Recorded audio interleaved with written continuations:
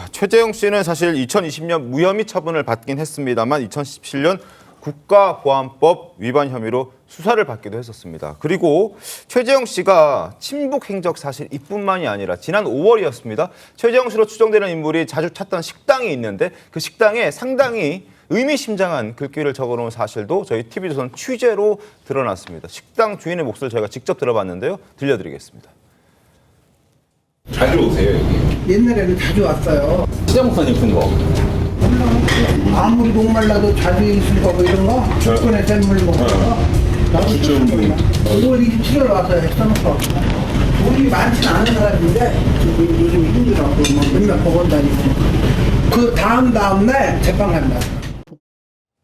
자, 식당 주인의 얘기로는 최재형 씨로 추정되는 인물이 식당 벽에 쓴 글귀라고 하는데 정확하게 어떤 글귀들이 적혀 있는지 보여드리겠습니다. 자, 지금 선명하게 보이시죠? 자주, 주권, 주체라는 단어들이 지금 적혀 있습니다. 그리고 자신의 연락처도 썼고요. 지금 빨간색으로 그래픽 처리한 뒷부분에 보시면 최재형 목사라고 자신의 이름도 써놓고 자신의 연락처도 저렇게 써 놓았습니다.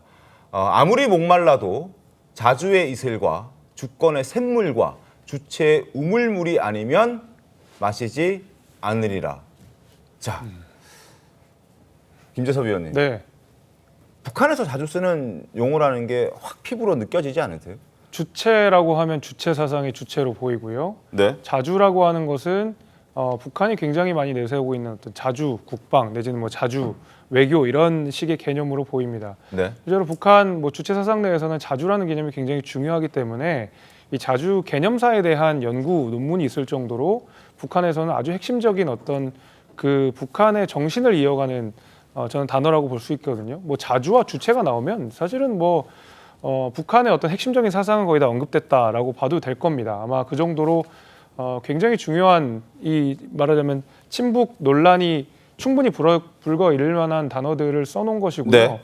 저렇게 대놓고 뭐 자주 뭐 주체 이렇게까지 쓸 정도로 예, 뭐 신념이 투철하신 분인 건 이제 알았습니다. 이제 좀 알겠네요. 예. 그러니까요. 지금 저 글귀를 신현영 의원님, 최재형 목사가 쓴 게 맞다면 북한의 정신이 정말 깊게 박혀 있는 인물이라는 게 증명되는 게 아닌가라는 생각도 들거든요. 그러니까요. 최재형 목사가 아무래도 한반도의 평화를 위해서 북한에 뭔가 그런 긴밀한 그런 생각들을 갖고 있는 것들은 여러 가지 근거를 통해서는 일정 부분 보이는 것 같긴 했습니다. 네. 하지만 이런 메신저를 공격하는 자체 방식이 김건희 여사의 본질을 흐리는 게 될 수도 있고요. 실질적으로 팩트는 달라지지 않기 때문에 지금 방식으로 이렇게 종북, 뭐 친북 이렇게 몰아가는 것이 지금의 김건희 여사의 이슈를 덮을 수는 없을 것 같다라는 생각이 들고 저희도 최재형 목사님의 그런 과거의 행적이나 그 신분에 대해서는 정확히 모르는 부분들이 많기는 하지만 그럼에도 불구하고 지금의 그런 정권에 있어서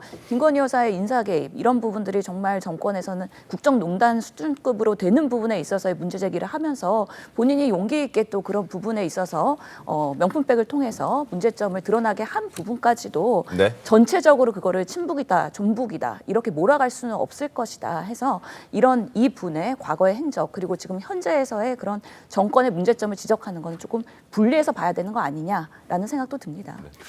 김건희 이슈를 덮을 수는 없겠지만 연결이 되는 것이 왜냐하면은 김건희 여사에게 접근을 할 때 본인이 그 재미 동포라고 이야기를 하고 네. 목사라고 이야기를 했어요. 네. 그걸 통일운동을 한다고 이야기했습니다. 그렇게 접근을 했거든요. 그리고 윤석열 대통령에게 통일과 관련해서 내가 조언을 할 것이 있다. 이렇게 접근을 했어요. 근데 실제로는 통일운동을 한 게 아니고 친북 운동을 한 거잖아요. 그러니까 상당히 문제가 될 수가 있는 것이고 또 접근 방식에서 뭐 양평에 있던 그 선친과 친하다 뭐 이런 네. 이야기도 했고 네. 접근을 하는데 저 재미 동포라는 지위, 목사라는 지위를 다 사용을 했기 때문에 네. 목사에 대해서 제명을 했다는 것은 거짓말을 한 것이 되는 것이죠. 결과적으로는 숨겼던 것이죠. 숨겼던 게 되는 것이죠. 네. 그리고 저 지구의 이설, 자주의 이설, 주체의 우물물 이런 거를 버젓이 식당에 남겼다는 것 자체가 네. 얼마나 저기 우리나라가 허술한지 그 활동을 그 공개적으로 한 거잖아요. 그리고 또 특히 재판을 받고 있는 시점이잖아요. 네. 재판을 받고 있는 시점에 본인의 그때 통일TV나 이거 종북 논란 같은 것이 막 확산이 되고 있었는데 그 시점에 식당에 가서 저렇게 버젓이 저렇게 밝혔다는 것은 저는 상당히 우리가 그 체제가 좀 허술하구나 그런 느낌까지 받습니다. 알겠습니다. 일단 최재형 목사 제명을 당하긴 했으나 노회에서 제명을 당하긴 했으나 목사의 신분을 유지하고 있다는 부분은 한 번 더 저희가 짚어드리겠습니다. 그리고 식당에 적혀있는 저 주체 그리고 자주 주권이라는 글 역시 최재형 목사로 추정되는 인물 그 사람이 썼을 것으로 추정된다라는 부분도 한 번 더 저희가 정리를 하면서 계속해서 이야기를 이어가겠습니다. 어찌됐든 최재형 목사가 쓴 글이 맞다면 이 단어들이 의미하는 건 뭔지 영상으로도 확인시켜드리겠습니다. 나는 영원히 당과 주체의 한 길을 걸어갈 억척의 신념을 안고 자주와 정의, 평화를 지향하는 세계 진보적 인민들과 북한에서 제일 잘 쓰는 말이 보면 민족, 그리고 자주, 그 주체 이런 말이거든요. 이 목사님이 북한을 어떻게 생각하느냐, 우리가 알 수가 있는 거죠. 예, 이 국정원 출신 인사의 말에 따르면 북한에서 잘 쓰는 말로 북한에 대한 인식을 보여준다 이렇게 해석을 했거든요. 사실 이런 글귀를 대중 식당이나 일반 생활 속에서 쓴다는 게 쉽지는 않아 보이는데 성춘 의원님 어떻게 보셨습니까?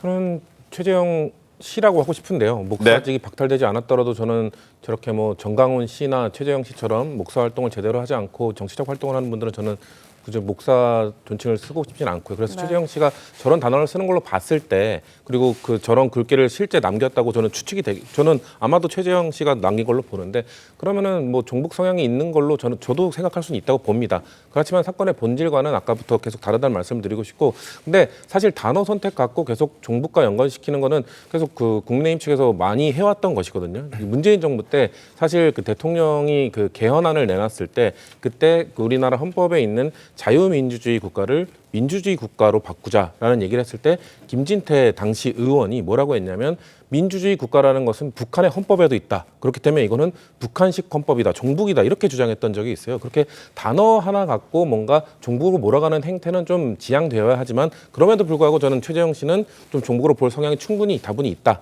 하지만 아까 또 말씀하신 게 그렇기 때문에 그런 거짓말을 하면서 접근했기 때문에 그 사람의 말은 믿을 수 없다. 저도 말은 믿을 수 없다고 생각합니다. 신뢰는 많이 떨어진다고 생각합니다. 하지만 국민들이 지적했던 것은 왜 그런 사람에게서 300만 원짜리 명품백을 받았을 때 그걸 바로 거절하지 않고 받았느냐 이걸 지적하고 있는 것이거든요. 그렇기 때문에 저는 최재형 씨의 신뢰도는 떨어지고 종북 성향이 드러나고 이런 것과 좀 별개로 봐야 된다는 얘기를 거듭 말씀드립니다. 알겠습니다.